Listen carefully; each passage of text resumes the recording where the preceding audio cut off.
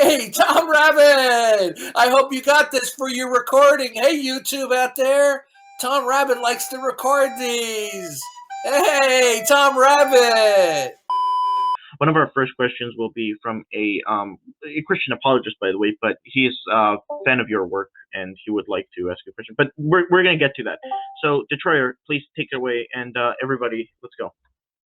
Welcome, everyone. Today, we are pleased to welcome Professor Massimo Pigliucci. He is Professor of Philosophy at the City College of New York, has PhDs in Philosophy of Science from the University of Tennessee, and Biology from the University of Connecticut. A few moments later. So next, I think we had a couple questions. I think Darth Dawkins wanted to ask a couple questions. If he's a Christian apologist, and so if you want to move on at some point, just let me know. But Darth, if you want to ask your questions, you'll have to unmute. Professor, can you tell me how to... hold on a second, I got to turn something off here. How do I pronounce your last name? Pigliucci. The G is basically silent. Pigliucci. Pigliucci? Pigliucci.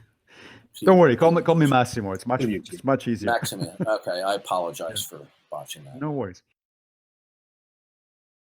Sorry about that. I had to turn off some software. I understand that you're an atheist. Do you hold to the position that God as ultimate creator does not exist, or do you hold to the lack-theist position?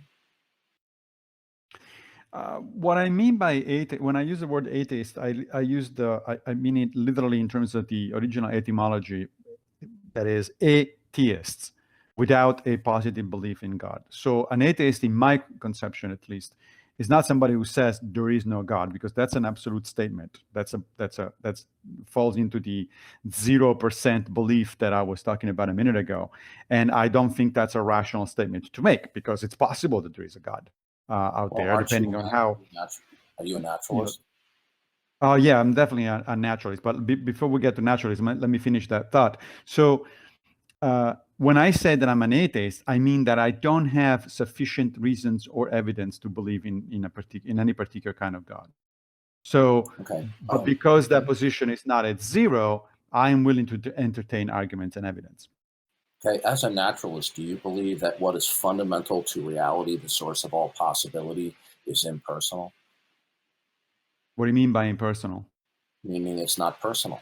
It's not a mind. Yeah, that's right. It's not a mind. Yeah. Okay. Do you have a rational justification or evidence to support that? That to me is the wrong question. So everything that we know from modern science, from the way we perceive the world, etc., does not indicate that there is a mind at the foundation of reality. So if one makes your position, do you hold that what is fundamental to reality, that is the I just told you what my position is. Okay. I said that I don't believe that there is a mind at the basis of reality. Okay. However, when you ask me why, what proof do I have of that, I'm replying that I don't need any proof. The burden of proof seems to me on the people that claim that there is such a thing. Okay, but you do hold that what is fundamental to reality is impersonal. Okay, so do you have a justification for that? As I said, there is no evidence of the contrary. That's my justification. No evidence to the contrary. So you decided that all the facts that you're acquainted with do not necessitate referencing a God as the personal ultimate. Well, how did you determine that? Because I don't see as I think it was Pierre-Simon de Laplace famously put it to Napoleon. I don't see any reason for that hypothesis. No, you decided that all the facts you're acquainted with. I didn't decide anything. I arrived at a conclusion based on my understanding of the world. And that conclusion is, I see no reason to believe that there is a mind at the basis of reality. Okay. So you believe that facts do not necessitate referencing God as the ultimate necessary precondition? Correct. Okay. How did you determine that? I'm thinking that there is something here that we're talking past each other. No, the determination is what question.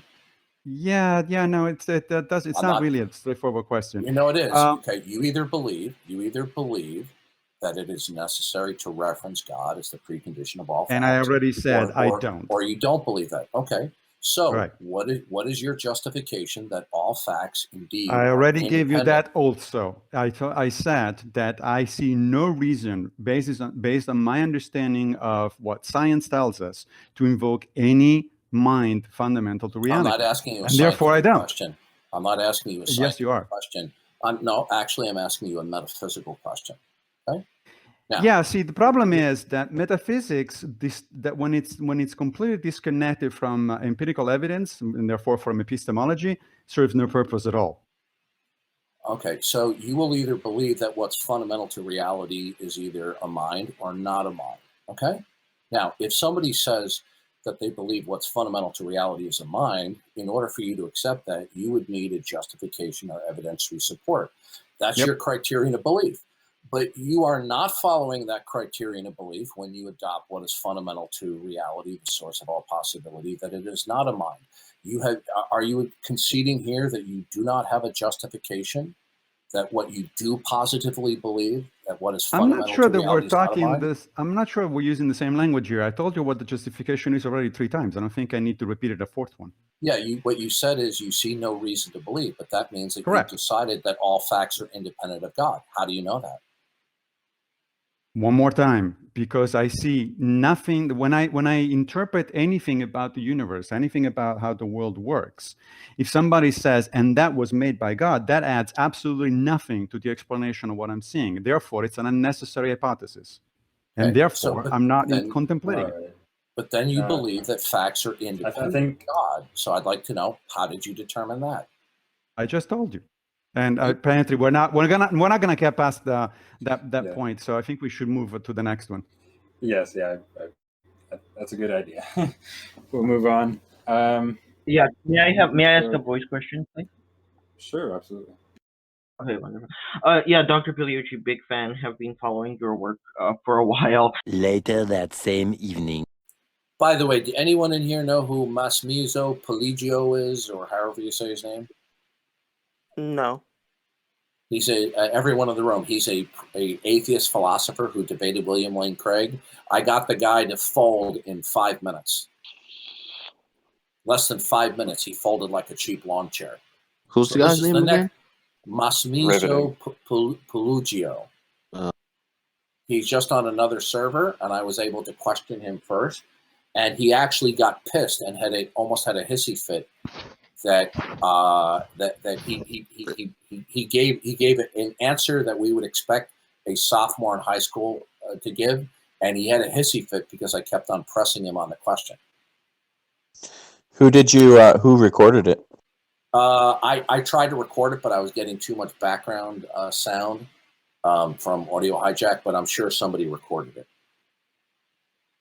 I'm sure that Canadian Catholic recorded it, so I will post. What was the link. guy's name again? Massimo Pigliucci or something like that. He's an atheist philosopher, and I got him to fold and almost have a hissy fit with me in less than 5 minutes. Yeah, please post the link if you find it, please. Yeah. Let me message Canadian Catholic and see if I can get that. What was the nature of his folding? How did it take place?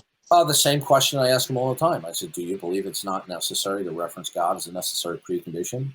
And then he just tried to, kind of present lactheism. And I said, yeah, but then you believe then what is fundamental to reality is impersonal. And he says, that's right. I said, good. What's your evidence or rational justification for that? He says, because I don't have a reason to believe that it's personal. I said, well, but you told me you need a rational justification for what you believe. I said, so either you believe what's fundamental is either personal or impersonal. So you believe it's impersonal.